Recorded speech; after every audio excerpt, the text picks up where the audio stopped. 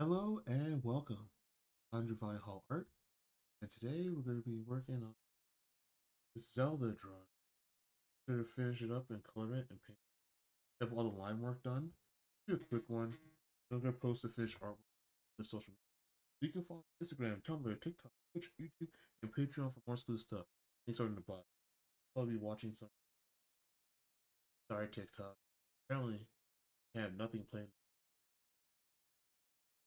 Get like one TikTok, maybe enjoy this.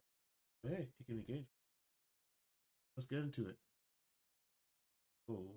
Wants that money. Rather than Ushio just getting the money that easily, Yami Yugi challenges him to a shadow game, showing off that they are both attached to this rope as he slides down to balance them at equal hanging heights, with a line of playing cards spread out as well, with them needing to take turns flipping over the cards and only climbing up the rope based on the number on the card, which will cause the other person to be lowered by that same amount. The first person to reach the top wins the prize, which here is the money. This goes back and forth until Yami Yugi's basically at the top and Ushio is at the lowest point he can be as he flips his final card, and it ends up being the Joker card, which counts for nothing. And rather than playing fair and losing, Ushio says screw it and starts trying to climb back up, as Yami Yugi warns him of the consequences for doing so, but Ushio tries to swing at him, as then Yami Yugi starts falling towards the ground with a smile on his face. It's very freaky, but you know, he's the good guy, right? I think. When Ushio realizes that the money was actually just some more playing cards, Yami Yugi says that the door of darkness has been opened, as we see Ushio fall to the ground, as Yami Yugi, who has caught himself from falling further, says that the purpose of these shadow games is to see a person's true character, and for Ushio's own greed, he shall now be consumed by the darkness, with him falling into the canal that is also infested with some sort of monsters that end up presumably eating him.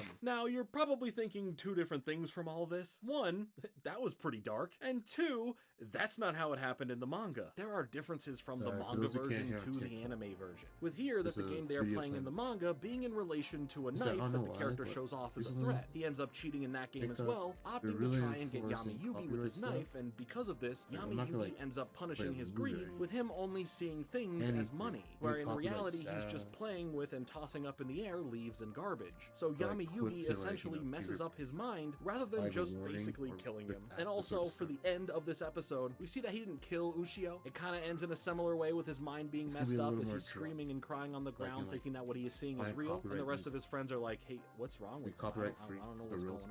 So, some similarities there, a little bit different of an execution, but there's also so many other changes here, like the order of events of when Jinochi got the puzzle piece back, how it was given back to Yugi and where Yugi finished the puzzle, and so much more. So this series is not a one-for-one take on the manga. There are plenty of changes ranging from small details to full-on shadow game setups. And for the ending of the episode, we do get a really nice moment between Yugi and Jinochi, where Jinochi expresses that he has a treasure of his own now. It's something that him and Yugi can share, but it's something you can't see, with him expressing that it is friendship. And if that's not the sweetest ending to this, then I don't know what is. Either way, that's basically the first episode of the series. Overall, I do think it's a great introduction into this version's world of Yu-Gi-Oh! We get to meet the whole main cast and understand a bit about them, and get set up for what all this Yami Yugi and Shadow Games business is all about.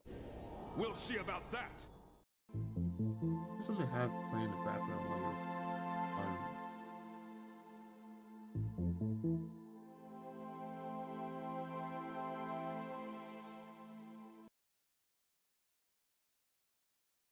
this with YouTube, if you're doing like a live, it'll give you the options to remove it out the VOD or the videos. I will destroy them all!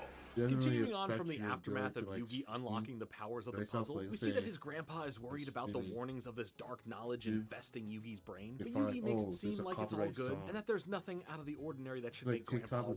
While that's all going on, a prisoner by the name of Tetsu ends up escaping from prison and begins trying to go on a crime spree. I say trying because every time he comes up empty-handed. It seems some other criminal has beat him to the heist that he was going to go on. Back at the school, Jinochi ends up thinking that Anzu and Miho Can't are really being call a it bit ads. weird, shadily going and doing something See, like after YouTube school, as he video. tells Yugi and Honda that they may be participating in some like a very escort-related popular song services, that to which Honda could ad. never see his crush, Miho, in such a light, I'm as he like, goes and big follows happy. them in the hopes of protecting her specifically. But then he starts joining in on these after-school escapades after whatever happened from that. So after joking about thinking Honda has joined them as some sort of escort, Jinochi and Yugi follow all of them and end up at Burger World, as inside the restaurant they are greeted by all three of them who now worked there, as they seemingly get embarrassed about having a job like this and are worried that Jinochi is going to let the whole school know. And you may be thinking to yourself that this is nothing to be embarrassed about. When I was in school, getting a part-time job was looked at as being, you know, more adult, a way to have some money of your own, and getting a chance to learn about the real world beyond school. But here, Remember Jinochi that, brings up that like, in the a lot school of rules shows forbid and stuff, students getting part-time jobs. they'll So always be embarrassed technically, to have a all job. three of them here They'll are look like breaking it's those some rules, all for their knockoff own reasons, version of with Honda McDonald's only doing it because Miho or wants show expensive things. or Either way, cartoon. their manager here Oh, man, I reminds have a them that job these are here. customers, And and they my have to mind's like, snap damn, back that's into their roles awesome. as employees. I'm We trying get to to hear get a about why job Anzu is working high here, school and as stuff. after she graduates, she Like, wants have to some have the money money so to I go can and buy study things I dancing in New wanted. York, which aligns with the great dancer she But is that we even, get like, to see high when school she's days hanging and out grade with school Yugi days, in the main anime series I down would the do road like a from lot her. of As like Jinochi and Yugi are private eating their commissions for burgers, an people, investigator cut a comes lot of into the grass restaurant and looking stuff. for the criminal that escaped and claiming And him even to be today, a I'm master still of doing disguise, commissions. and that he's Not as much as potentially I'd hiding like to. here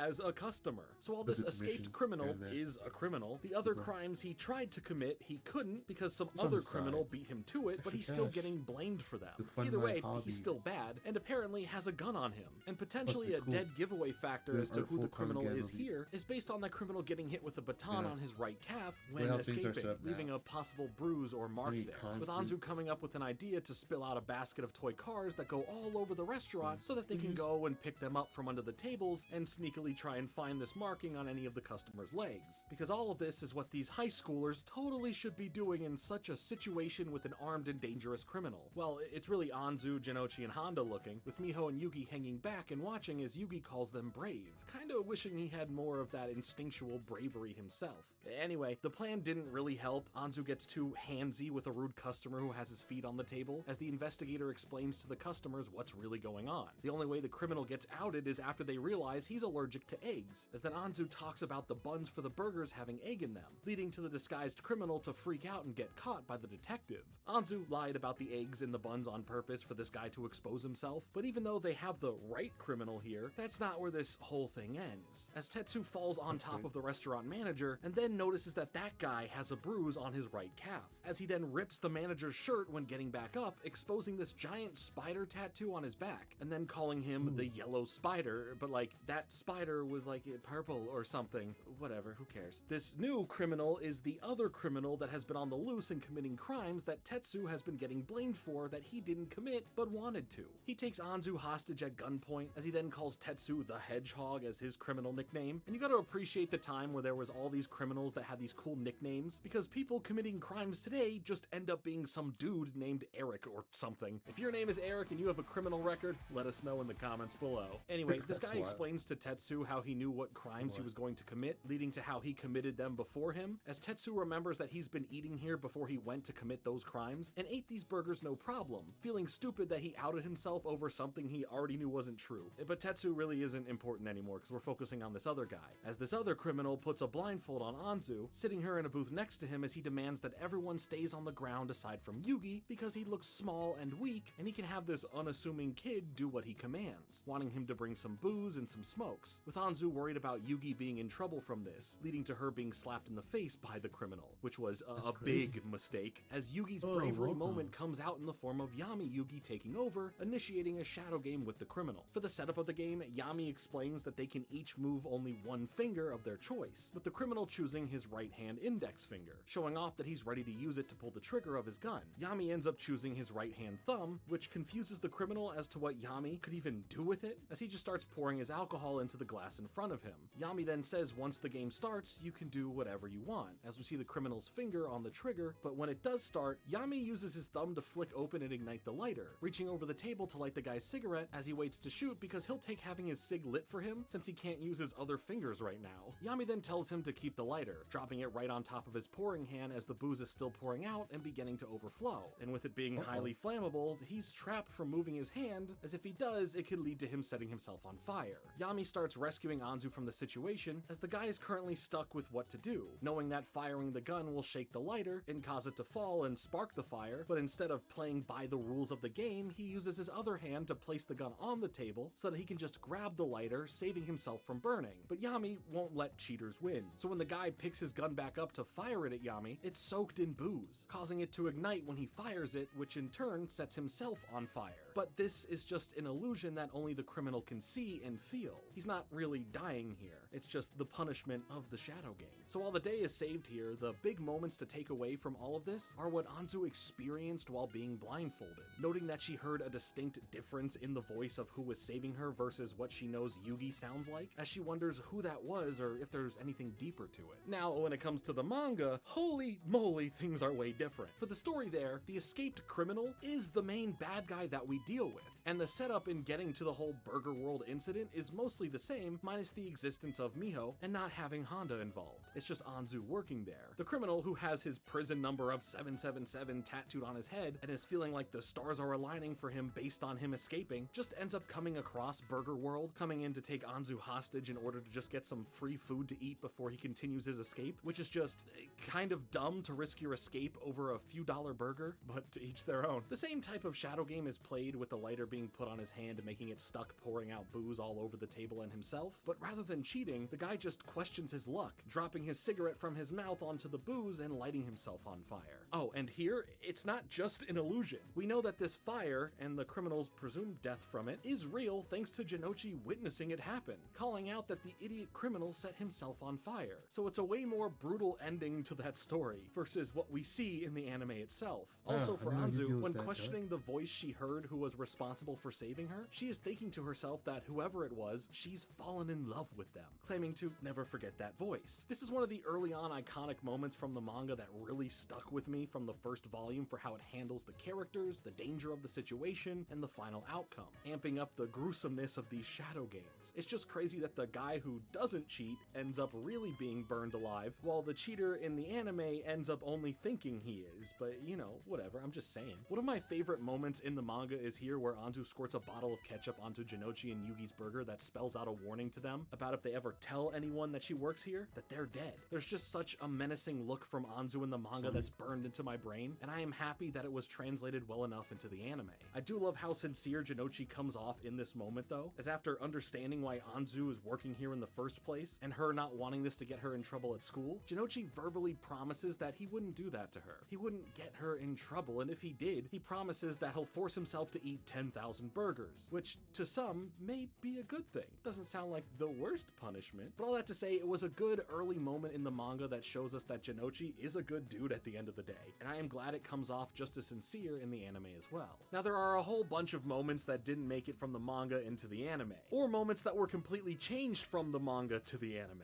And there are a lot of these moments that I really loved growing up and that really means something to me now and I feel so nostalgic about that just aren't in the anime, or they're just completely changed for it, that you really do only get to experience now through the manga medium. So coming out here on the channel for members only is going to be a bonus video where I go over some of my favorite moments from the manga, but really get to see some of the big moments that didn't get an anime adaptation, as well as even a whole character that was just cut out and never given a chance to shine in the anime. Man, I really so wish I feel could free to play become a member of the channel to get access to this bonus video once it drops here in the next day or so, and I truly appreciate everyone who has become a member to help support the channel. Episode 3 really ends up being this loose proof of concept for how the regular first episode of the Yu-Gi-Oh! Anime starts, with it being about this card game called Duel Monsters that a lot of people are into, with Yugi here teaching the others at school how to play it, as we also see that there is a special playing field that can affect the monster that you play by changing its stats depending on where it's placed on the field. We also get our introduction to Seto Kaiba, who we see as this wealthy kid that is going around and collecting all these rare cards, transferring between schools to acquire them,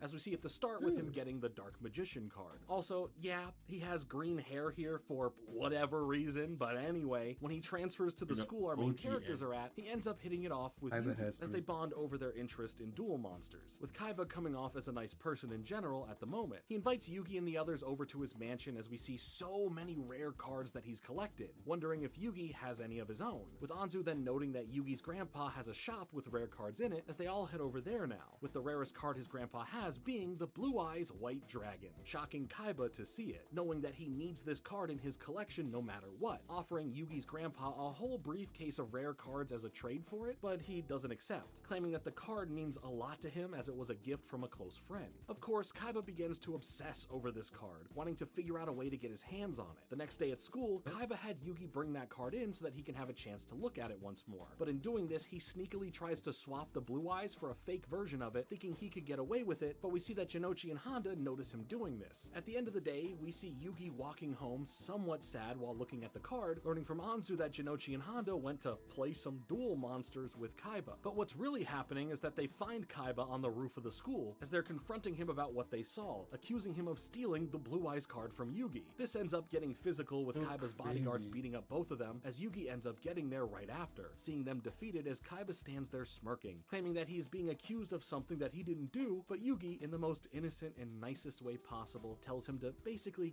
cut the crap, saying he knew that he switched out the card and didn't say anything, as he was just hoping that Kaiba would do the right thing and return it properly to him, and it would have been water under the bridge, as Yugi now begs for the card back, but Kaiba pushes him down, as his bodyguards continue roughing him up, eventually causing Yami Yugi to come out, beat up the bodyguards, and head after where Kaiba went, with Jinochi and Honda waking up to the bodyguards being knocked out in front of them, which only confuses them as to what just happened. Yami catches up with Kaiba and challenges him to a Shadow Game version of Duel Monsters, with Kaiba feeling this different presence coming from Yugi. And for the Shadow Game version of Duel Monsters, they each will have 2,000 life points, and whoever hits 0 first loses. So, a basic standard version of how the card game itself would originally work. But in the duel, the creatures on the cards are coming to life, changing the dynamic impact of the battle, as well as laying out that initial seed of an idea inside of Kaiba's mind for how Kaiba Corp would eventually create the holographic technology that we would be used to seeing for the regular Yu-Gi-Oh anime. We get to see some iconic monsters from the early days of Yu-Gi-Oh make their first technical appearances, like Skull Servant, Battle Ox, and even Mystical Elf, who for some reason also has green hair, just like Kaiba. We also get to see Summon Skull as Yugi plays it as his strongest card, and geez, this is the most terrifying looking version of Summon Skull I have ever seen. Kaiba tries using the Blue Eyes White Dragon, but it has this struggle in wanting to listen and work for Kaiba, as he doesn't have the heart of the cards, so it just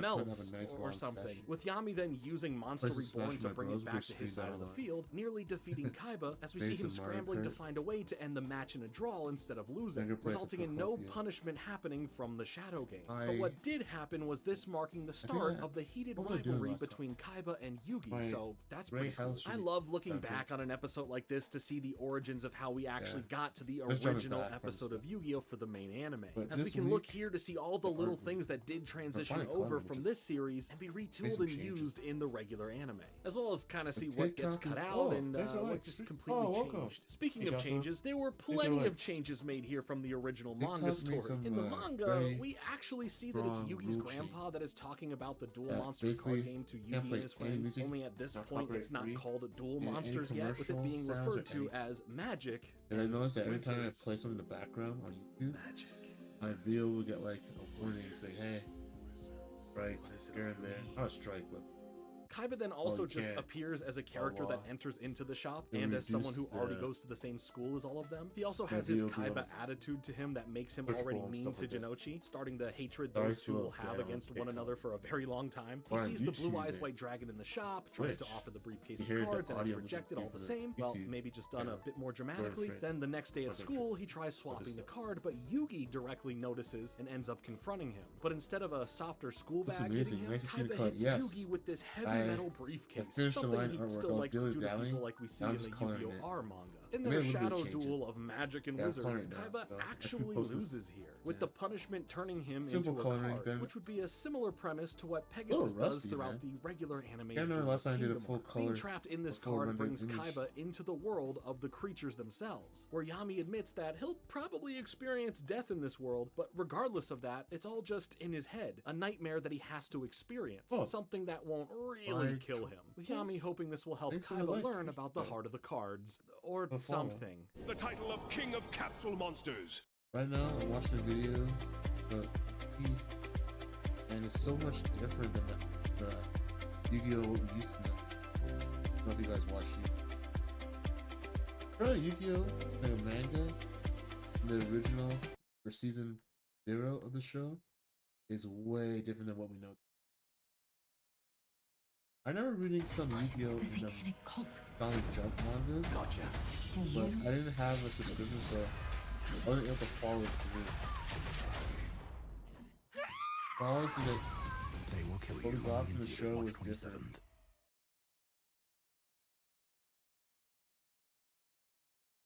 Thanks for the likes, big guy.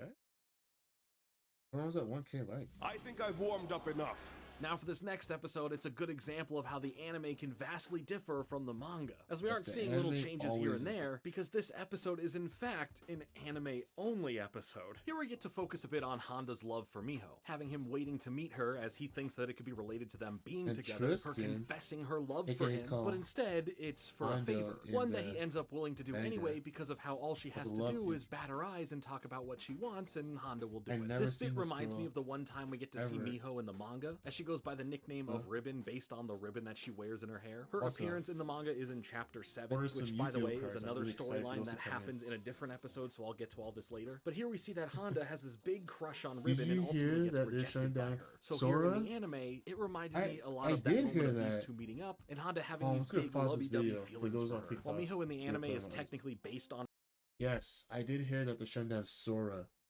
But that being said, I think it's great to a certain degree. But I think Disney pulled out whatever. I think Disney, that was a wrong move for Disney. I think Disney's mindset was just embrace AI because we were going to do it anyways, but I was going to pay for it. But I think that kind of kills the magic of Disney. You allow anyone to use AI and stuff. But yeah, Sora's shutting down.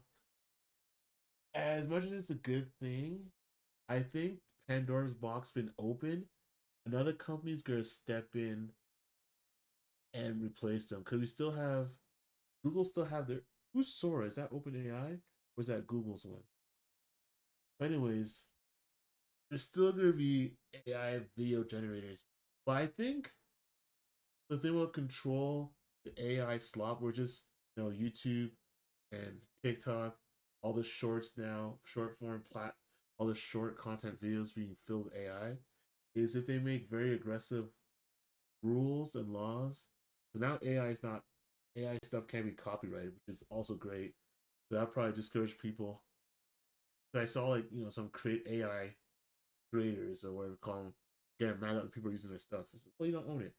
But I think if they put more strict policies, it will discourage people from just flooding these platforms with just AI slop, with just something just pumping out 24/7. It's not even good. We're gonna catch and be popular. I think Penguin or Charlie, you guys know that is a YouTuber. He made a good video talking about it. Basically saying that these guys will basically make these pages, the same stuff, and just pump up stuff 24/7, hoping they'll get popularity. And they're saying that at this point now, sadly, a lot of the views and people are watching AI stuff, and they're just watching it because it's there over human created stuff. Kind of discouraging as a content creator myself. But this is what we are. This is where we are. People just want something to scroll through, stream through. I guess that's what they want. That's what they want. I'm not gonna fight it. Everyone have their audience. I think my goal is just to focus on making better content for myself and for my viewers who are here, and go from there. I'm happy as long as I can do my art stuff and stream. And it's all good. But once they realize they can't make money from AI anymore, because they put more aggressive policies and make it hard to monetize AI content, it's like the same stuff over and over. I think things will change. I think it'll be a fad. I think people get eventually tired. I've never seen so many fads. Before it was like those short kind of stop motion videos for your avatar in Snapchat or Facebook, stuff like that. I really used to make these comics where you can just fill out the same characters, but stylized. Those fade out. Same with AI. Eventually, it's gonna fade out. We'll see what happens. I think at the end of the day, AI, the generative stuff, I think big studios are gonna adopt it just to make their work process faster. Can't avoid it's gonna happen. I think we're just gonna accept it. Right now, there's a lot of backlash. People want authentic stuff. Vast majorities don't. I pick it back. Anyways, yeah, that's my little on ribbon here in the manga, the character's personality is completely different, and obviously Pandora's she has box this is major role to play in the series compared to her just basically being a one-off background character in the manga. What Honda agrees to is waiting in line to hopefully get this limited edition D-Shock watch for her. He's not too thrilled about it, but he'll do what he has to do, you know? Yugi happens to walk by, spots Honda as he asks Yugi to wait in line for him for a moment so that he can go and use the restroom. Honda's gone long enough that Yugi ends up having to be the one to get the watch at the end, and luckily it was the last one, but unluckily that causes others in line to be upset. But none more upset than this poorly dripped out hype beast watch collector who gets all up in Yugi's face about him not even being into the watch collecting hobby and that he's a poser and doesn't deserve it. But Honda comes back around to save Yugi from this guy for now. Later on, once Yugi and Honda stop by an arcade, the same hype beast guy ends up pickpocketing Honda, but before he fully sneaks off, Yugi spots him and tries to go confront him. This goes about as well as you'd think. Yugi gets beat up, but Yami Yugi comes out to save the day, just in time, challenging the guy to a shadow game where the winner will be whoever can stop the timer closest to 10 seconds. And naturally, this guy loses, and then decides he'll try and just steal the watch. But you know, cheating isn't allowed, so Yami gets to show off a bit of the body horror aspects of the OG Yu-Gi-Oh stories by turning this guy into a watch, essentially, showing that his innards are watch gears now, and he has fully ascended into the watch god.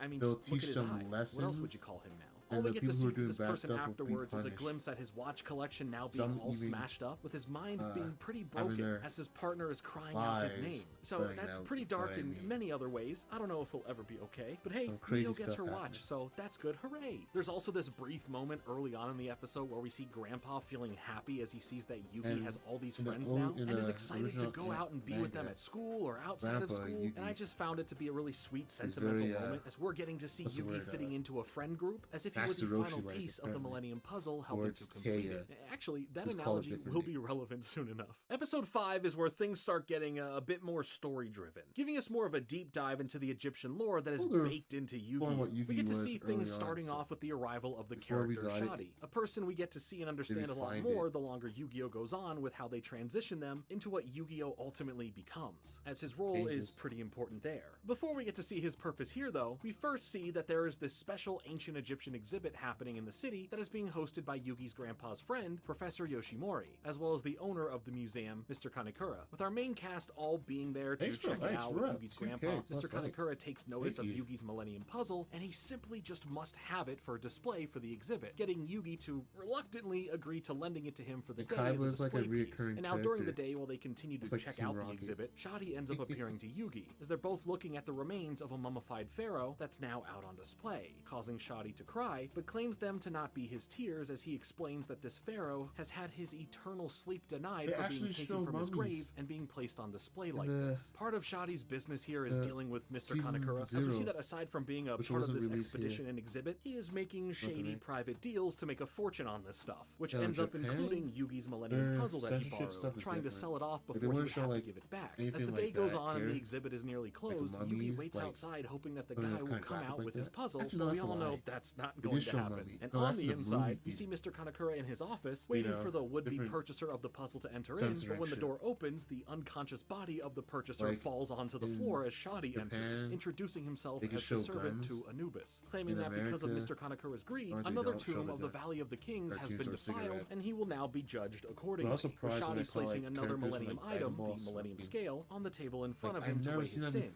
pulling out the feather of Ma'at to begin this judgment. When the sins of this guy weigh too much during what is technically a shadow game, he loses, resulting in him seemingly being eaten by a monster that had strapped him into the seat so that he couldn't go anywhere. This ends up seeming like illusions and pain that only Mr. Kanekura is experiencing, as Shadi starts to leave with the puzzle in hand before coming across Yugi, who is excited and thinking that he is getting his puzzle back, but a bit confused as to why this guy has it. From this, Shadi ends up realizing that there is more to this kid he met earlier, because if he's claiming this to be his puzzle, that means he was the one to put it together, to which whoever is able to put the puzzle together will gain the power of darkness, which in turn means that they will have the same or similar powers that Shadi and the clan that he is from have, intriguing Shadi to start investigating and testing Yugi. To see the truth, Shadi uses his other Millennium item, the one he carries around his neck, the Millennium Key, giving him the ability to look into the soul of another, doing that now to Yugi. Inside of his mind labyrinth, a familiar place that we explore in the regular Yu-Gi-Oh series, Shadi ends up finding and coming face to face with this other entity living inside of Yugi, that being Yami Yugi, with him confused over how this is even possible, as Yami is kind of aura farming by chilling alone, smirking in the darkness like he's been waiting for someone to open this door and find him here like this. From Dragon Ball. Do I look cool?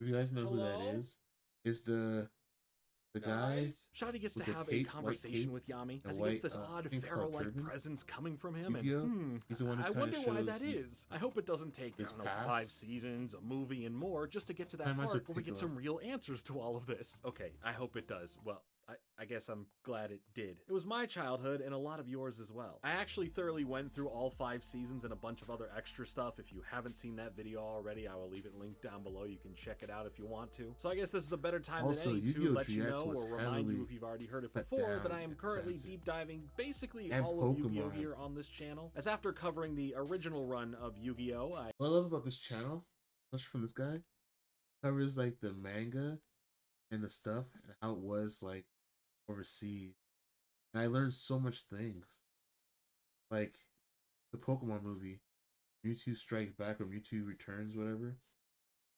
Basically, I always used to wonder, why was Mewtwo so mad, angry? Then when I watched his videos, I learned so much things I didn't know before. Like, I didn't know that Pokemon, or it was a TV show here, it was like a manga series. And it had like a whole thing about Mewtwo. Apparently there's a Mewtwo 3. Just letting you guys know that. Mewtwo 3. Look it up. Looks kind of dorky. And Professor Blaine and all those guys is so much darker. Basically, one of those professor scientists was trying to clone his lost daughter. And Mewtwo and some other Pokemon were clones. They're all living together, and somehow some of them got destroyed in a lab accident or fire. I'm not sure if they were told to be destroyed or accidentally got destroyed. Something happened, and Mewtwo's mad because he lost all his friends that he knew. They all grew up, and he's like Mewtwo as like a little kid, like small form, the Bulbasaur, Squirtle, Charmander, and a little girl supposed to be one of the professor's daughter's clones. Trying to bring back. All get destroyed in a fire or accident. Mewtwo blames the humans, their nature. That's why he's so angry. I was like, why is this Pokemon mad? What did we do to them? First story. Yeah, we're getting there. Zelda. I want to incorporate this blue. Up the hair though.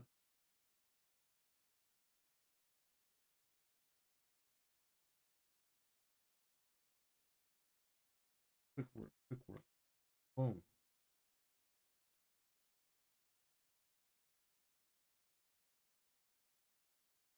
Put more of this video. I covered the GX series, and yes, you don't need to adjust your screens. What you're seeing is correct. That is 15 hours of yapping about Yu-Gi-Oh! GX. And coming up in just a couple weeks or so, we are going to be starting our journey covering all of Yu-Gi-Oh! 5D, aka the 3rd generation of Yu-Gi-Oh! And I've never had a more requested thing to cover in my channel's history ever, so I hope to see you there for that. From their talks, we get to hear Shadi explain more about the Millennium items in general, specifically calling them the Millennium Items of Darkness, and that they were made by the ones that served the ancient pharaohs as a way to punish thieves who would defile their tombs and steal their treasures, cataloging all of this knowledge within the Book of the Dead. Shadi's goal right now is mainly wanting to learn what powers the Millennium Puzzle truly holds, my with perfect Yami order not willing to provide that information so easily. I was going to Plus, open them up in today. general, this guy doesn't even know who he is himself. He doesn't know his past or how he's here, none of that. It's, you know, what we have to wait 5 seasons, a movie, and more for to see the bigger picture, regardless of what's easy to know and figure out already or not. It's not like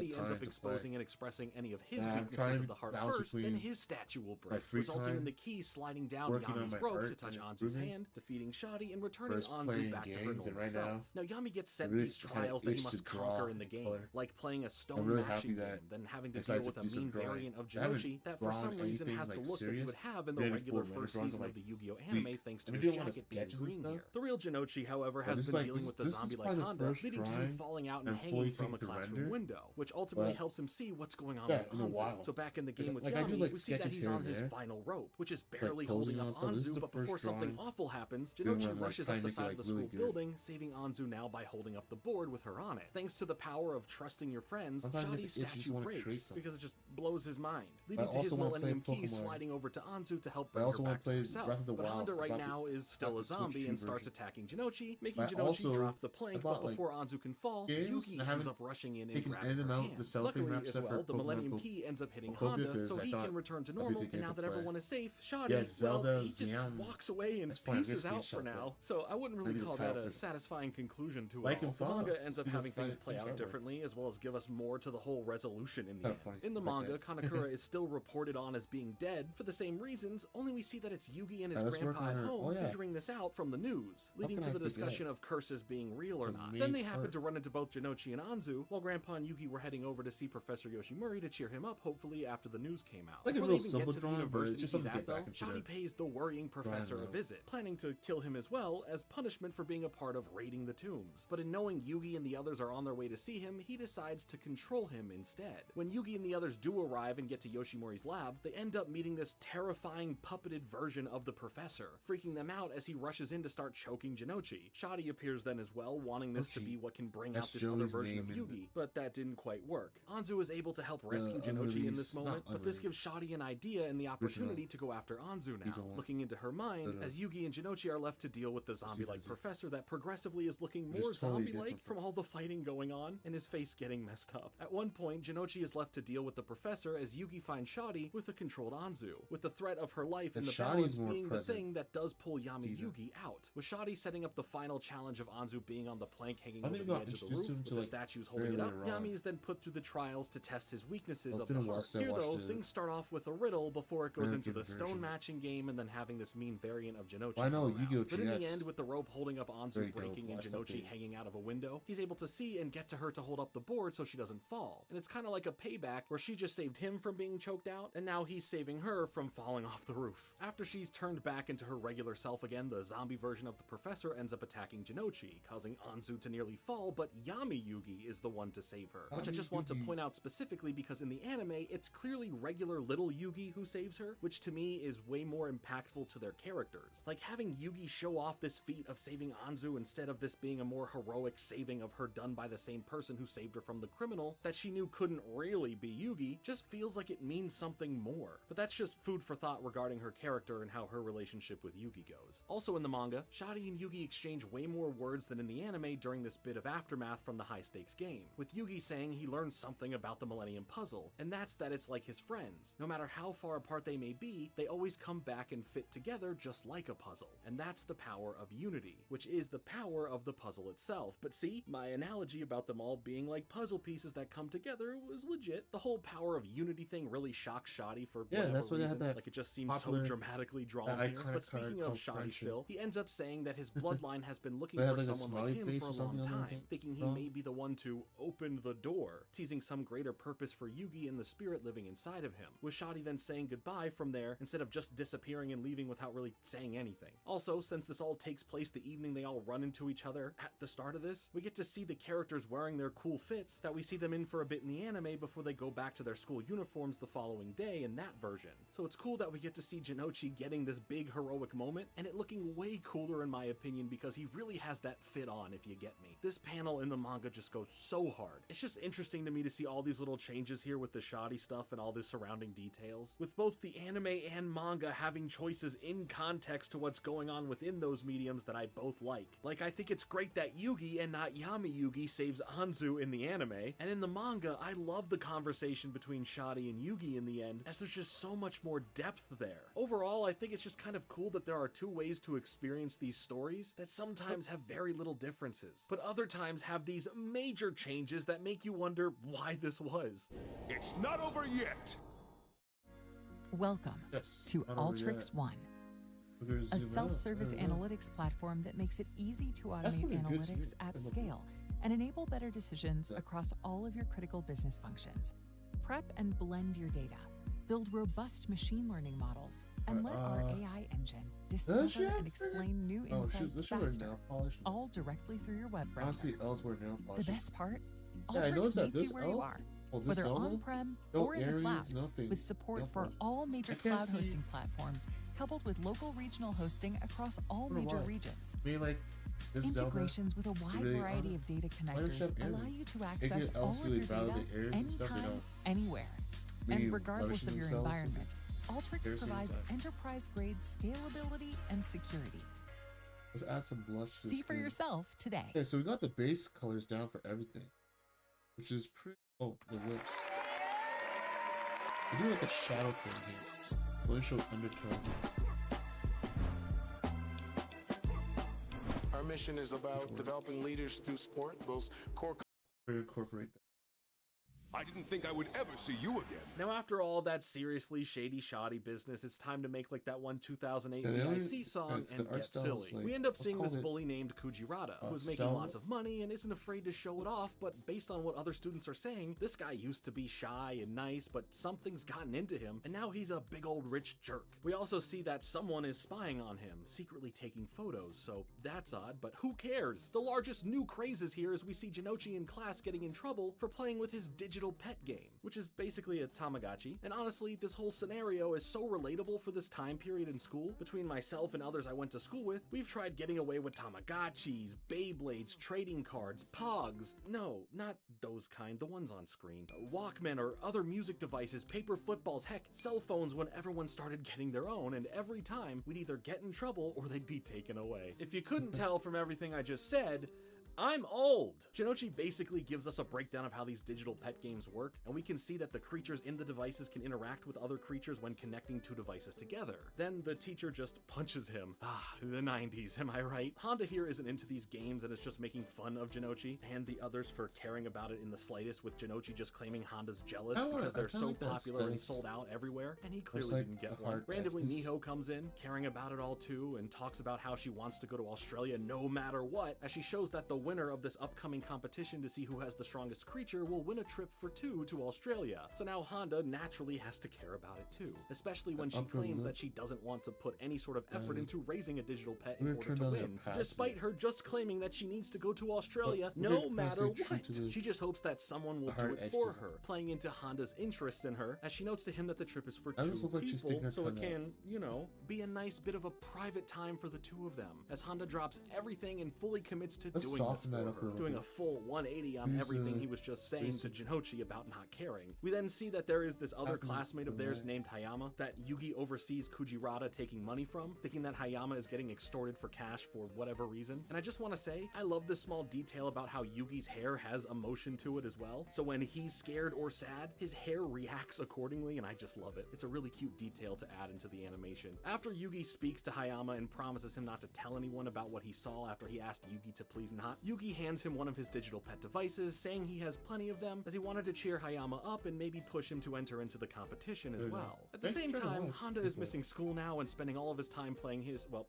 Miho's digital pet in order to win this trip to Australia for Let's her and just by be some more extension of the- himself, as he wrestles with I his, know around the well, less eyes they than have. pure thoughts about Miho and what some time We're together gonna on this use trip, just the two of them, softer could bring. brush. The next day, a special limited edition gold digital pet that has less than 100 copies made of it is being sold at the shop in town, drawing in a crowd of people who all want it, as it's said to have an amazing creature to raise that for sure could guarantee an easy victory in the competition coming up. But there's one problem. It's very expensive, costing 50,000 yen. But there is someone who does have that kind of money, as Kujirata walks up to the window and just punches it, smashing it in, as he then grabs the gold digital pet for himself. Naturally, the owner comes out being extremely mad about this, but Kujirata just tosses him double the cost of the device and money for repairs. So now the owner is happy, but this doesn't make Kujirata look cool, it just tells me that he's bad with his money.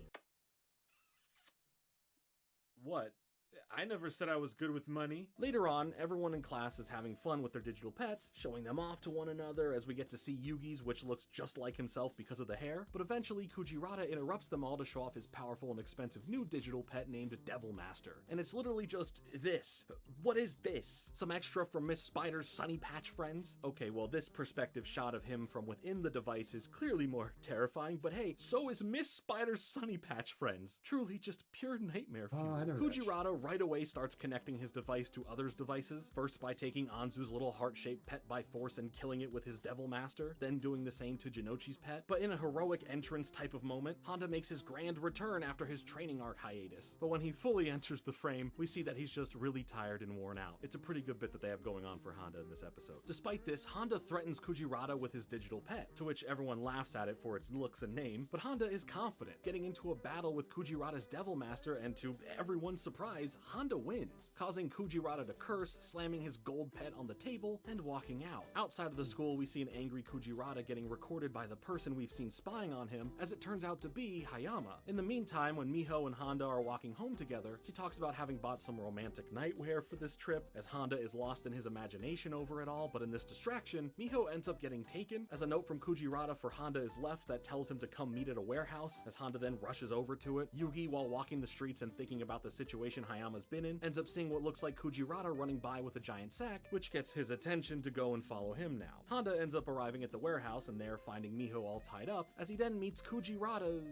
body as it falls in front of him, having these visual cuts all over his back as Hayama appears, showcasing a whip as a weapon that he's been using to cause all those markings on Kujirata's back, as well as he has some purple hair now for some reason, and the scariest face in general. You know what, can we just go back to Miss Spider Sunny Patch Friends now? Please. Hayama basically has been treating Kujirata as his own real-life pet, calling him pathetic for losing in that digital pet match, so that means he had to get punished for it. He explains that for his own enjoyment, he's treated Kujirata as a pet by changing him with money to change the way that he would see and carry himself, going from the shy kid to a loud mean bully, documenting everything mainly through all these photos he's been taking and scrapbooking. But now, he's worthless to Hayama, as he wants Honda to be his new pet now. Yugi ends up arriving at the warehouse as well. He gets attacked by Hayama, which hurts so much worse after all the true kindness Yugi showed him because of what he thought he was going through. Honda tries to be a hero again, trying to stop Hayama, but ends up not being able to do anything because he's too drained of energy based on his lack of sleep. So Hayama just beats him up. Yami Yugi then comes out, challenging him to a fight between their digital pets, with Hayama's pet being the one that Yugi gave him earlier, but we can see how evil and ugly it has been turned into thanks to Hayama. In the battle, Yugi's digital pet ends up evolving, much like how we see Yugi evolving into Yami Yugi essentially, and from there being able to win the battle, and as punishment, Hayama, after beating his digital pet that's not so digital at the moment, is forced to deal with that pet now turning on him, as Hayama suffers the visions and feelings of getting eaten by the creature, but in reality, he's just passed out on the ground. Well, basically everyone aside from Yugi is now passed out on the ground. Anyway, in the manga, things were way different, like extremely different. The story in the manga has a lot of similarities, but it is a way smaller in scope chapter of the manga. Everyone at school is into the digital pet craze, aside from Honda, claiming he has a real dog anyway, which is true. We see his dog named Blanky appear in chapter 82 of the Yu-Gi-Oh! Duelist manga, as well as we see her in the Game Boy Advance goated set of games, The Sacred Cards and Reshif of Destruction, with her English name being Lucky. Jinochi and Yugi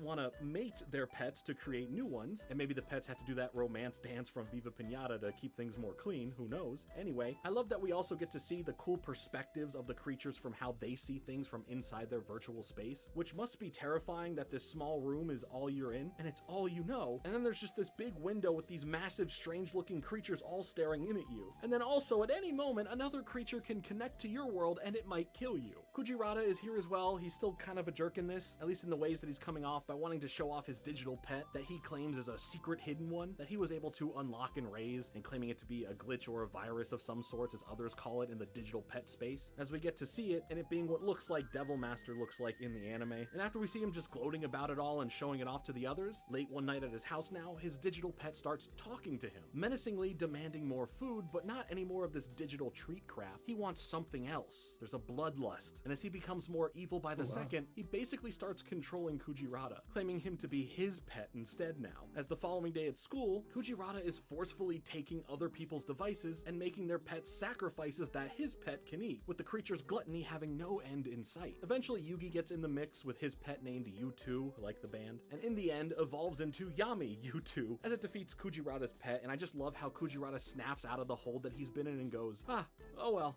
my digital pet's gone. I guess I can just go home and get more sleep or something, and just leaves. It's great. But then we get a random bittersweet ending to the chapter where apparently the data in U2's programming shows that by the morning, U2 will pass on and go to digital heaven. So Yugi just stays up all night watching him until he's gone, and wouldn't you believe it, digital poop. But for me, I have digital Snoop. E, that is. Yeah, that's a Snoopy Tamagotchi. Episode 8 of the anime is another anime-only episode, creating a new bit of story going on as we get to see Kaiba again, with him wanting his revenge, of course, and teasing that he's calling upon his 4 game masters to come in and try and defeat Yugi. The game master we're focusing on here is some old guy named Sheldon that is having this weird doll and puppet tea party that gets completely destroyed when Kaiba picks him up in a helicopter, but for now we go back to the school where we see Yugi is playing some duel monsters, specifically with Miho, and she's not very good at it, and Honda gets mad at Yugi, calling him a disgrace to all men based on him winning against her. We get this funny visual back and forth between Jinochi and Honda, with Honda being a beautification member, something that's been brought up since the start of the series, as he's really into cleaning things or keeping things clean, as Jinochi always makes fun of it, basically calling him a glorified janitor and just getting the name of what he's a member of wrong. And hey, for real though, no disrespect to janitors, okay? I got my first ever Shonen Jump magazine from a janitor in elementary school. True story. That makes sense. I still have it, and it changed my life. I believe I talk about it more in my actual Shonen Jump video if you want to go and check that out. But yeah, you know, it's definitely seen better days, but you know, I loved it. I read it a lot. I'll link the Shonen Jump video down below if you even care. They gave like all Lucas the kids the from balls. Washington State. During their back and forth, we see odd visuals like them being in squid costumes or Honda being a Mandarin, but all the goofiness is interrupted when Yugi is called to go to the nurse's office over the school intercom, to which he meets this random lady there. As we're all just presuming that this is the nurse, I don't know, Yugi and this person have never officially met, and she just instantly starts talking about duel monsters and how strong she heard Yugi was when it comes to playing.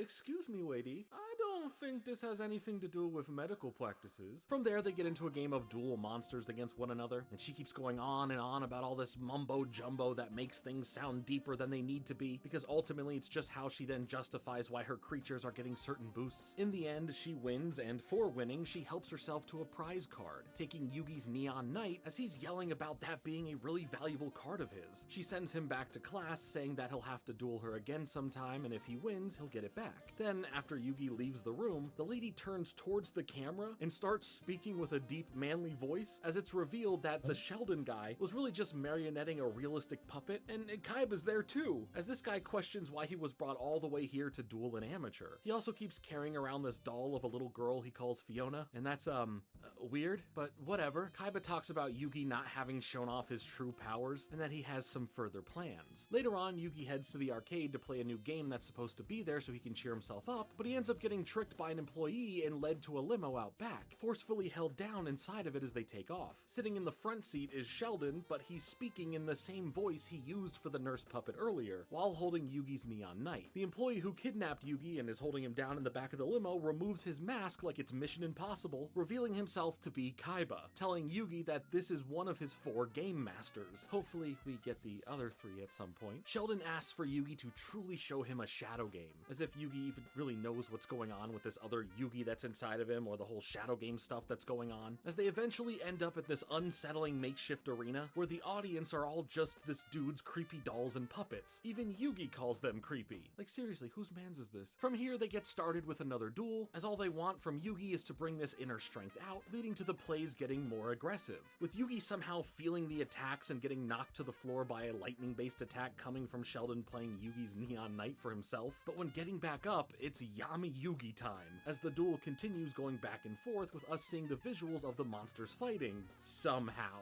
It's unclear when the shadow game really began, or if it even did begin, or if they're seeing the fights of the monsters or really feeling the pain. I don't know, it's all weird. It's not really established. Heck, maybe they're all just dolls, as it seems like that's the reveal, but honestly, who even knows with the way they kind of reveal it or talk about it. Either way, Yami even calls all this doll business creepy, and I am glad that every rational person agrees on that at least. Yami ends up winning. There isn't a punishment, so I guess there was no shadow game, and Sheldon just starts heading home sadly in the rain, as Kaiba exclaims that he'll get Yugi next time like he's the villain of a Saturday morning cartoon from the 80s. The next day at school, Miho is playing duel monsters with the boys in class, offering up a kiss to whoever she loses to again, and the boys go crazy crazy and all want in on this, with Anzu seemingly getting mad at Yugi for getting in on wanting a kiss, putting cards in his face and telling him to kiss the cards instead before storming out of there. And whew, oh boy, that's the sign right there, man. Yugi, you need to lock in. Who cares about Miho? She doesn't really exist outside of this Season 0 anime series anyway, and she talks in the third person all the time. Focus on Anzu, brother. And also, it's pretty funny that with it being called Magic and Wizards in the manga at first, that the backs of the cards look like a regular Yu-Gi-Oh card, while the card game is called Duel Monsters in the anime, and the backs of the cards have an M and W on them for Magic and Wizards. But yeah, this may be one of the weirder and more bizarre episodes of Season 0, and that's saying something. But trust me, there are plenty more weird and uncomfortable moments yet to come. It's just that this one sticks out for so many reasons. It doesn't matter. I must win. They all want the same thing. Fast, unlimited fiber internet from TechSavvy. Visit TechSavvy.com to learn more. Rewrite real quick with AI in Acrobat Studio. Select any text from your PDF. Keep it short and snappy, or make it more thorough. Edit it right in your PDF. Adobe Acrobat Studio.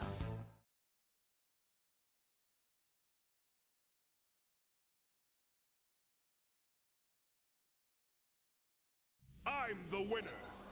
You like yo-yos? You like Yu-Gi-Oh! Yo-yos? You like Yu-Gi-Oh! And Bobobo? Okay, no, but for real, check out my vintage Yu-Gi-Oh! Yo-yo that I've had since I was a kid. This thing used to light up, I think. Yeah, but man, this thing was so cool back in the day. I used to play...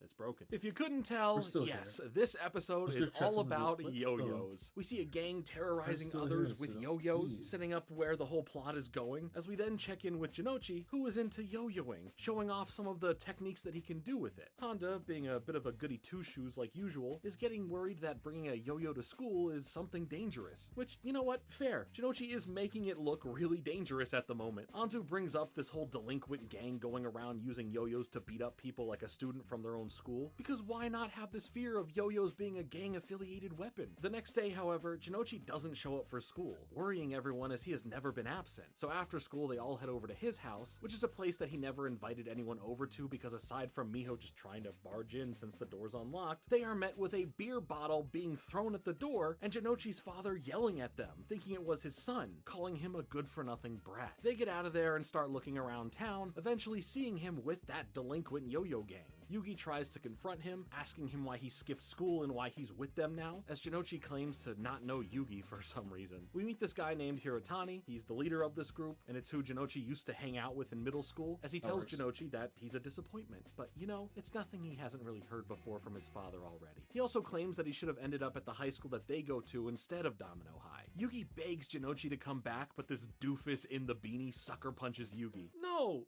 Not me, the other doofus! Jinochi gives no reaction to what happened to Yugi, as Anzu and Honda then call Jinochi out, cursing at him, calling him the worst, but he keeps walking away with the delinquents and doesn't look back at them. Yugi and the others try and understand what is going on with Jinochi, as Honda explains that back in middle school, Jinochi was wild, getting into fights all of the time and being a delinquent just like the crowd he was running with, to which he cut ties with when going into high school, and with that, choosing to go to a different school than them, as he picked Domino High instead. Yugi remembers what brought Jinochi and him together as friends in the first place, and that's the Millennium Puzzle, telling the others that Jinochi hasn't changed, eager to prove it and have Jinochi back to himself and away from those guys. But Honda seems to be taking things personally with what's going on with Jinochi, saying he wants no part in this as he walks away for now. We then see the Yo-Yo gang getting into a fight with a rival gang, as Jinochi is used to fight them off with his fists. When Yugi, Anzu, and Miho get to the delinquents' base of operations, they end up seeing Honda walk by alone, claiming to himself that he's the only one that can help Jinochi open his eyes to what he's doing. He's a caring friend at the end of the day, regardless of how they bicker with one another, and it seems like he was gonna go and try and handle things on his own so that the others wouldn't have to be involved. He's also wearing this sash around his uniform that makes Anzu crack up, and when they do confront him, he refuses to tell Yugi what it is, but when Miho asks, he doesn't hesitate to turn around and start explaining it, claiming that he and Jinochi were able to win a relay race together in middle school, with the sash being used instead of a baton, and this is what made Honda and Jinochi become become close friends. It's a symbol of their friendship, and I guess you can say it really helped Jinochi start running with a different crowd.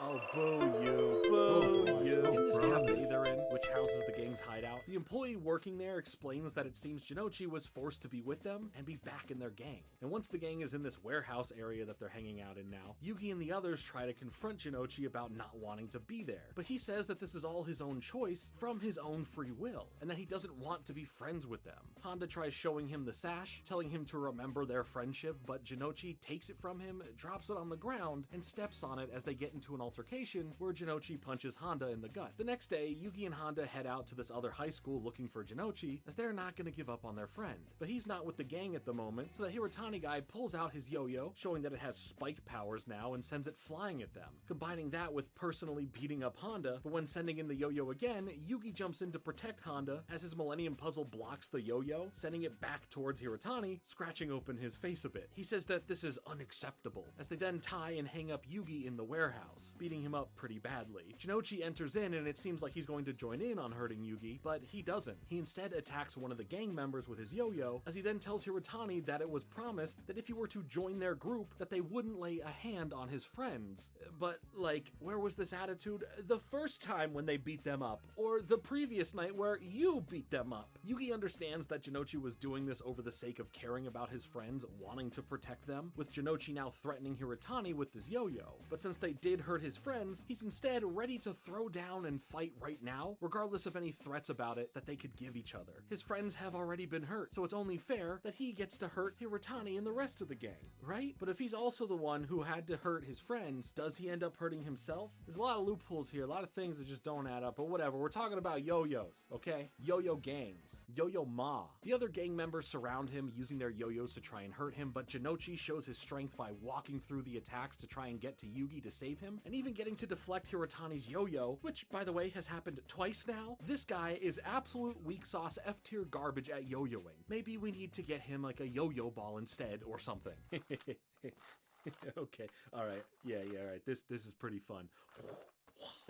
From the deflection, the yo-yo then cuts down Yugi to set him free. Once they start beating on Jinochi some more, Yugi turns into Yami Yugi, leading some of the gang members to the roof, where he now has a yo-yo. I guess everyone has to stay strapped with one of these just in case now, as he then challenges them to a shadow game, with the rule of the game being that the last person standing on the roof will be the winner. Jinochi gets into a confrontation with Hirotani at the same time, leading to a moment where Hirotani ends up breaking a shard of glass, throwing all the bits at Jinochi's face and messing with his eyes. For Yugi, he purposefully used his yo-yo to puncture the roof in a circular pattern while they all attacked, leading to them being in the middle of the circle as it then collapses underneath them. Jinochi ends up getting the best of Hirotani, as we see him hanging over a ledge now as Jinochi almost falls over with him. But thanks to Honda and the sash, Jinochi does this cool swing around move using the sash to hang onto the ceiling hook that brings him right back up to where he was. He then shows off his yo-yo technique of walk the dog, which is said and done in such a JoJo coded way, as his JoJo yo-yo hits Hirotani's fingers that were holding himself up on the ledge, causing him to fall down to the ground as well. Now that the day is saved and everyone is friends again, Jinochi shows off more new tricks at school, like one where he basically creates a large enough gust of wind on accident that lifts up both girls' skirts as everyone gets shy, embarrassed, and if you're Anzu, incredibly angry. It's a weird episode in general about yo-yo gang wars and violence, but at its core, it's about your friends, or doing some cool yo-yo tricks. Now, in the manga, things start off relatively the same, with Jinochi in class showing off all the tricks that he can do with his yo-yo. We then meet this other student named Nezumi, who has some bruises and bandages on his face, saying it was from this gang who beat him up with yo-yos and took his money. Nezumi asks for Jinochi's help in getting back at them, to which he agrees, but something is up with Nezumi. He's acting mad suspicious. He eventually leads Jinochi and Yugi to the warehouse, where this gang is, as Yugi and Jinochi recall this location, mentioning that this is where Hirotani had his torture chamber thing going on, with the manga literally reminding you of the events that took place in volume 2 of the manga series, referencing a 2-part set of chapters called The Wild Gang that are basically the events of the anime episode we just watched, minus all the yo-yo stuff. So this episode combines both these 2 chapters about the gang and these 2 chapters about yo-yos into one mashed up episode of the anime. It's honestly impressive how they tore out bits and pieces of these different sets of chapters to make one singular episode that doesn't feel like it's 2 different stories stories being stitched together. For those earlier chapters, it picks up with Jinochi not being at school and following the storyline of him being with his old gang now, again, just without yo-yos. This time when Yugi talks about Jinochi couldn't have been changed again to be like this, Honda agrees, rather than saying that he won't be a part of this. Jinochi ends up fighting back against the gang earlier, getting a good punch in on that beanie guy.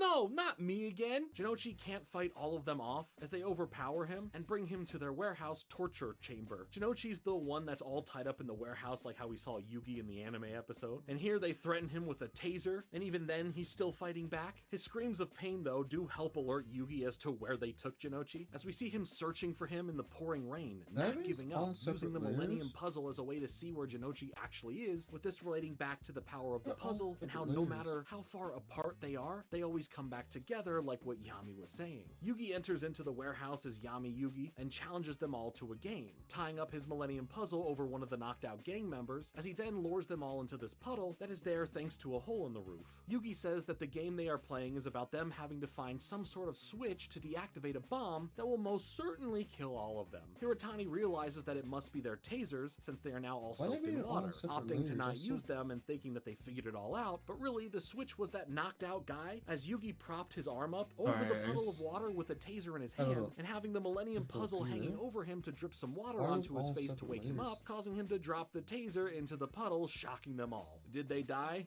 Maybe. I don't know. But at least for now, they just rescue Jinochi in the end and leave. All is good. But now from that detour, we head back to the original pair of chapters that is about yo-yos, and as we're now at that same warehouse we saw from the earlier chapters, we see that maybe the gang did survive, or at least some of them. All of these guys with yo-yos come out and start attacking Jinochi as Hirotani appears, claiming that he won't stop until Jinochi is part of the gang, as he wants Jinochi as his number 2 and not just as like a henchman. Because of Jinochi's reluctance, they string up Yugi by his Millennium Puzzle to a ceiling chain, raising it up to start choking him. Jinochi does the heroic walking through attacking yo-yos thing, saving Yugi and saying that the pain from these bruises he's getting is nothing compared to the pain of betraying a friend. Hirotani orders his goons to kill them all, as Jinochi asks to borrow Yugi's puzzle, as he uses it like a yo-yo, spinning it around to deflect and collect in all of the others' yo-yos, getting them all tied together as he strings them up to another ceiling hook. And for the remaining members, Jinochi goes to deal with Hirotani while Yami Yugi comes out to play again and goes and deals with the rest of the gang members. Both situations end the same way that we see in the anime, aside from Honda not being here and having that whole sash thing going on. In the end, they don't know where Nezumi went, but they know that he purposefully led them here to this ambush. And look, I'm not advocating for violence out here, but it's only right that he gets beat up as well, I'm just saying.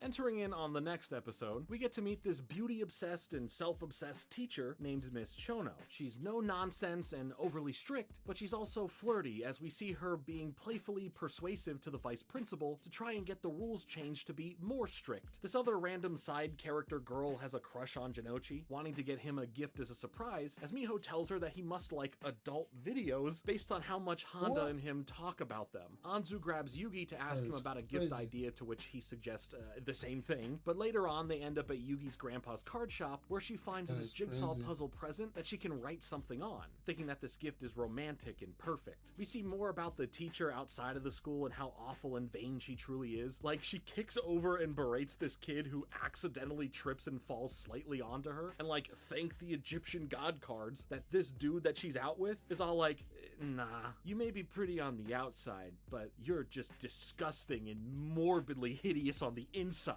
Okay, I definitely added in some more descriptive wording there. That's my bad. At school, the girl hides the gift in Jinochi's desk for him to find, but currently he's running late for school. Why? Well, because he stayed up too late watching movies, to which Honda blurts out the obvious, asking if it was adult movies, but then Jinochi finds the present for him, not knowing what it is, as the teacher then takes it, opting to open it up, solve the puzzle, and read aloud the personal message written on it. Kind of like when a teacher would catch you passing a note back and forth in class, most times they would take it and read it out loud in front of the whole class. This confession of a love note is making the whole class laugh, while the girl who wrote it is feeling extremely embarrassed. The teacher threatens that whoever wrote this is breaking some sort of school violation and could get them expelled. So in order to find out who, the person either needs to come forward now, or she'll just solve the puzzle and figure it out anyway. Anzu takes the blame so that the other girl wouldn't get embarrassed any further, as then after class, Anzu has to have a private talk with the teacher, who tells her to petition for changing some of the rules if she believes they're too strict, as Anzu asks if part of the petition can also be for allowing after-school jobs, to which, we all know she's been secretly working and doing already. As Anzu begins working really hard for her petition campaign, the teacher begins sabotaging everything about it, making other teachers fall in line with trying to discipline her more in classes, or making it so other students won't want to be involved with the petition in general. When the other students end up trying to fully destroy Anzu's petition, Yugi and Jinochi try helping, with Yugi getting pushed to the ground while Jinochi punches one of the other guys. All three of our main characters here end up getting in trouble for fighting, and once they leave having their conversation with the teacher, the other three students that were harassing them get to go in and meet with her, but Yugi decides to spy and listen in, overhearing that they did this because she asked them to, as she then makes it so that they don't get in trouble for fighting. Yugi then confronts the teacher, but as Yami Yugi now, challenging her to a game, saying that if he wins, Anzu will no longer be in any sort of trouble, but if he loses, he'll keep quiet about everything he overheard. There is also the threat of expulsion up in the air for Yugi's fate. That's fun to throw around. But the game that they play is perfect for the theme of the episode. It's a jigsaw puzzle, but here, it's made of mirrors that Yami dangerously tosses up into the air so that they shatter on the table in front of them, as they have to rearrange them back into a full mirror, with the first one to do so being the winner, as they also have to do this blindfolded. But not long into it, she starts cheating, leading to her completing hers first, but since she cheated, we see her face start to crack open in the shape of puzzle pieces. Yami calls her out for being this hideous monster wearing a mask to disguise herself as a teacher, as Yami uses the mirror and what it reflects as a metaphor for her face now going to reflect her true nature, with her beauty now shattering as she looks real old, showing this as her true face because she claims all her makeup is now off, and we see how she continues on with this cope of it, applying so much more makeup that everyone notices it and questions what's going on with her and why she's being weird, as she'll never have a moment of peace in regards to her looks again, or at least until the effects of the punishment wear off, or that is if they ever truly do. And also, I just love this detail of when Yami sees the reflection in his mirror, we see regular Yugi because his true inner self is purely good. In the end, for the girl liking Jinochi, Anzu just plays off the whole thing as a prank towards Jinochi, since she took the fall for writing a love note to him, and she wanted to clarify it was a prank so that things wouldn't be weird between them as friends, as well as her not wanting to have Jinochi think that she's into him. Plus, that girl who did like him had just had some other person at the school confess their love for her, so now she's moved on already, with Jinochi being none the wiser to any of this happening. As for the manga, things are different, surprise, surprise. Here it's Honda who is wanting to confess his love to Ribbon. It's like what I mentioned briefly for an earlier episode. Honda ends up being the one to get this jigsaw puzzle present, with the message he writes saying, "My beloved Ribbon, you look so perfect in your yellow ribbon. I love you more than anything in the universe." And you know what? Yeah, sure, yeah, it's sweet, but Honda's not really a good poet, is he? Let's see how that works on my girlfriend. I love you more than anything in the universe. This is the IRS. Oh shoot. Actually, we're I don't know you. This is not George French. This is Wood from Beat 'em Ups. Don't call again. I think I handled that well. The same teacher is here in the manga as well, and for the sake of being awful, she enters class and randomly says it's time for a desk and bag inspection, leading to the puzzle being taken from Ribbon's desk, where Honda had hid it for her to find. The teacher starts putting it together and reading it out loud, but before Honda is going to get outed for this, Yugi stands up and starts taking the blame. But then the classic trope of others standing up and taking the blame happens, with Jinochi following suit before Honda does as well, which is a really nice moment for how much Yugi and Jinochi care about Honda and what they do for him, risking getting in trouble or worse just to save him from this embarrassment. That's real brotherly love right there, just like what Anzu did for that other girl in the anime. But I wouldn't count on Miho joining in. Like, I'm just not surprised that she didn't. Boo, we don't like Miho. All my homies hate Miho. Friendship ended, well, it never technically even started, with Miho. I'm new best friends with that green-haired girl that likes Jinochi, or at least did. The teacher just continues to put it together to read the name and expel the real person behind it all. Yugi then turns into Yami Yugi, and then turns her face into a jigsaw puzzle that starts having all the pieces falling off of it in front of everyone, embarrassing her as she runs away before anyone can really see her true face, saying that she won't soon forget this, and then she just, she just runs off. She never comes back. As we then see Honda later on getting the courage to just go and talk to and ask out Ribbon directly, to which she rejects him, which we already knew because it was mentioned earlier. Are you even paying attention?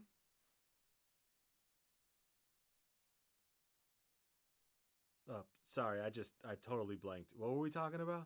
I turn the tables.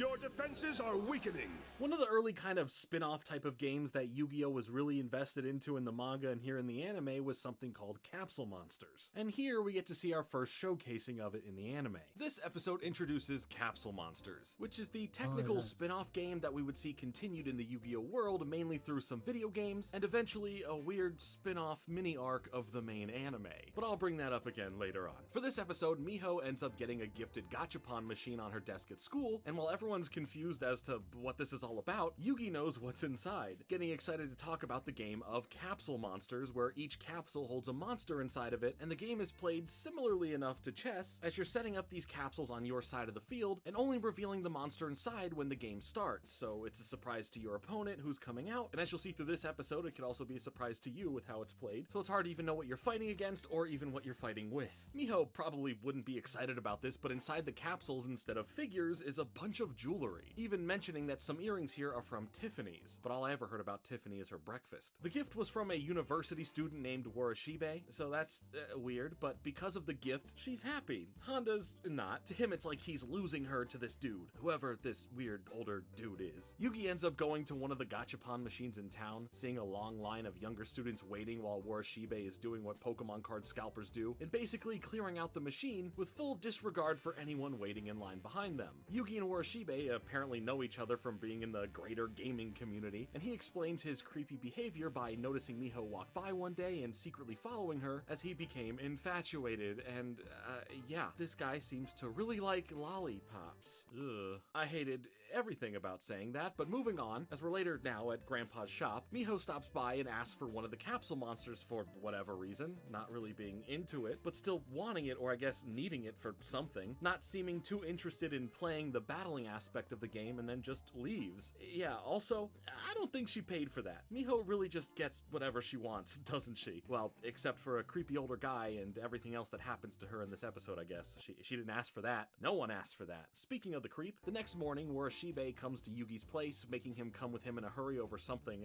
terrible, leading him to what he calls his secret base, and wouldn't you know it, it's another warehouse. Great. But inside, however, it's filled to the brim with capsule monsters as he claims to have them all, but his terrible problem is that he doesn't have Miho yet, and he's calling her the goddess of Capmon, which is slang for capsule monsters. Come on, keep up, be hip to the lingo of 1998. He mentions her not knowing her true destiny and everything here, as he then shows Yugi a note that she wrote him as a thank you for the gifts earlier, and that she's trying to learn more about this game since he loves it so much, and you know what? That's kind of sweet in general. Someone willing to learn about your hobby since you're so into it, and in any other case but the situation we're in here, that would be sweet. But since we're dealing with Warashibe, and with Mio not really knowing the full situation here, yeah, it doesn't feel right. Warashibe then tells Yugi what he needs his help with in order to seal the deal for Miho to become his goddess of Capmon, to which we don't get to hear, only getting Yugi's freaked out reaction as he tells him that maybe they should, get to know each other first, exchange some more letters, have a real conversation, something, as Yugi just wants to get out of here. And also, for a university student, your man here is looking pretty rough, only making him being into Miho like this even creepier, so,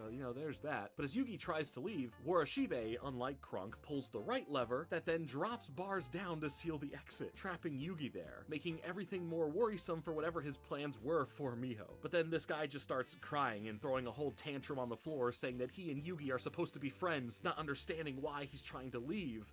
But I can think of a few reasons. We then cut to Miho walking alone as Yugi, wearing a red sheet mask, jumps out to try and seem menacing, but she knew right away that it was Yugi. But then a lollipop comes flying in to hit Yugi, with him pretending to be taken out as the hero who is saving Miho from this clearly dangerous criminal is none other than Warashibe, to which she's not impressed with what she's looking at. And bro here is the literal definition of scaring the Mihos away. Then things feel too uncomfortably real for a moment as he tries to take her back to his secret base to show her a world of love and capsule monsters as she screams and begins hitting him with her bag, saying she doesn't know anything about the game and he's still just not letting go. But luckily she does manage to escape from his grasp and run away, as Yugi just hopes that this guy gets over her and leaves her alone. Like, he feels bad for him, but also knows he's a creep, so he deserves what he just got. We see later that night that he's in his warehouse going crazy over all that just happened, smashing around all of his capsule monsters as he claims that she's his goddess and she's supposed to be all his. So while he's fully losing it, the next day at school we see the friend group discussing this guy. Shinochi's laughing about the whole thing, Honda is filled with rage wanting this guy to never talk to her again, but in disguise is Warashibe as he has these Fortnite chug jug looking blue drinks that he ominously just leaves with Shinochi, Anzu, and Honda, having overheard them and thinking that they're the ones manipulating Miho or something. After drinking this drink from a stranger that you probably should have never drank in the first place, they all have their stomachs hurting and end up in the nurse's office, as apparently what they did drink was unpurified water, and they'll eventually be alright. And also we can see that the school nurse looks just like the puppet that we saw in the earlier episode, so that dude either made one to look just like the nurse, even if her and Yugi have never truly met before, or he's just still pretending to be this nurse for the good crack of it. Either way, Miho ends up finding a note in her Gita backhoe, which is what she should also be telling this creep, if you get what I'm saying.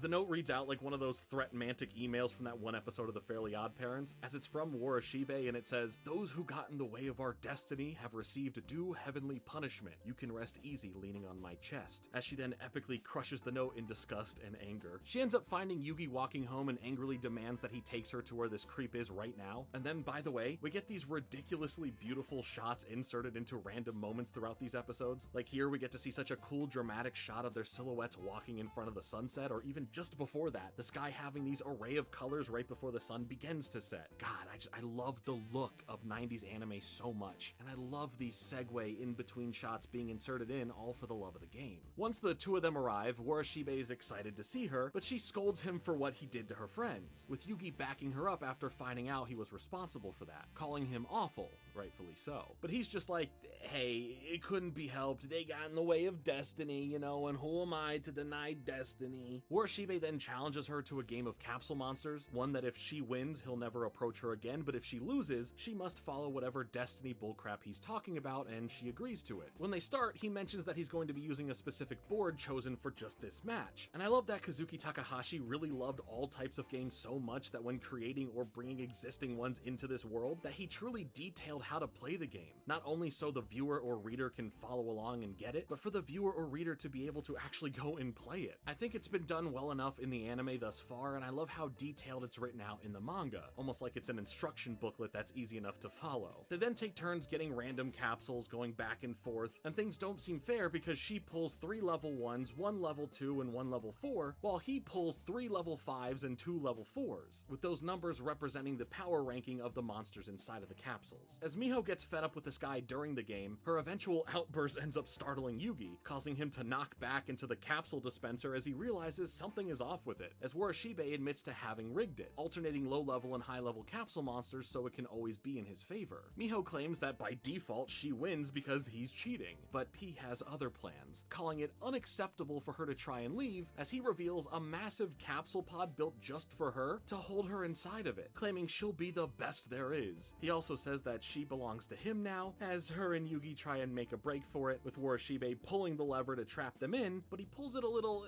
too hard, causing the beams above to break and all come crashing down. Coming out of the dust though is Yami Yugi as he holds a passed out Miho, and I just love that sometimes when Yami has to come out, all we get is a millennium related glow, and then you know it's about to go down. Yugi says this prank has gone too far, and you know, I don't know, I wouldn't call any of this a prank. This dude belongs in jail or on a list, or heck, I wouldn't even be surprised if he appeared in a specific set of files, if you know what I'm saying. And Yami then says it's time to play the game. It's time to play the game. As well as that he'll just continue from where the game left off, being at the major disadvantage that Miho was at, with Warashibe just going, alright, I guess if you wanna do that, I'm not gonna stop you. The only difference now is that Yami says that this will turn into a shadow game though, and Warashibe's like, okay, whatever, dude. He doesn't know what that is. But as the match goes on, we see the creatures come to life with their movements and attacks. And when it looks like Yami's only down to 1 level 2 monster left and might lose, he purposefully baited Warashibe to have his own set of monsters lined up for this ultimate chess move, well, capsule monster move, with Yami's creature having this special ability that can be used once in a game, where it can one-hit KO attack level 5 monsters for 7 consecutive spaces, and so, yeah, Yugi just wins then. And also that's way too much of an OP move, what the heck? Shibe throws another tantrum about it, as his punishment then puts him in a capsule, with Yami saying that he's getting let off easy with that punishment, as Yugi and Miho just leave. And hey, now Miho's kinda into capsule monsters in general, and when she later trips, she ends up spilling a bunch of capsules out of her bag.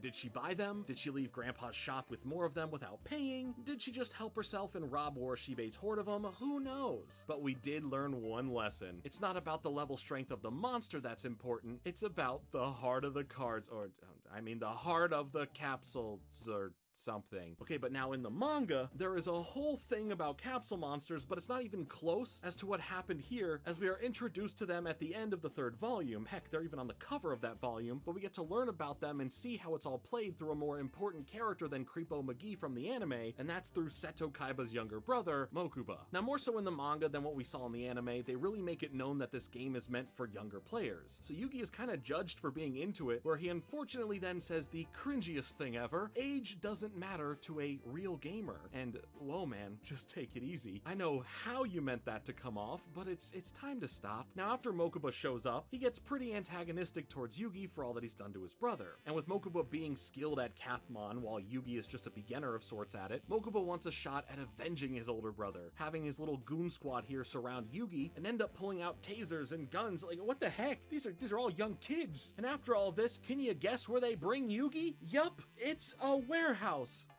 Again! All these kids start going in on Yugi, basically bullying him, but with more severe threats like burning his house down, or worse, forcing him to look at this dude's poorly covered up Jimmy Neutron Boy Genius Code Lyoko looking forehead. Those bangs ain't doing you justice there, bud. He also calls Yugi skinny as an insult, and like, come on. Alrighty. I'm gonna end the stream here. Thanks for watching. We're pretty much done. I might do some little more touches up here and there. I'm gonna post to finish. Go from there. Alright, thanks for watching. You'll find Hall Art.